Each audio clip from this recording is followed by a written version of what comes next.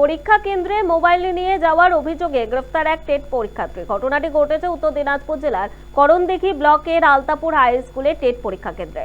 অভিযুক্ত টেট পরীক্ষার্থীর নাম আসাদুর রহমান, বাড়ি রায়গঞ্জ থানার আগাবহর এলাকায়। জানা গিয়েছে ওই পরীক্ষার্থীর কাছ থেকে একটি ছোট মোবাইল উদ্ধার হয়। এরপর স্কুল কর্তৃপক্ষ ওই পরীক্ষার্থীকে করণদিঘি থানার পুলিশের হাতে তুলে দেয়। সোমবার অভিযুক্তকে ইসলামপুর মহকুমা আদালতে তোলে করণদিঘি থানার পুলিশ। বিচারক ধৃত ছাত্রকে 3 দিনের জেল হেফাজতের নির্দেশ দিয়েছেন।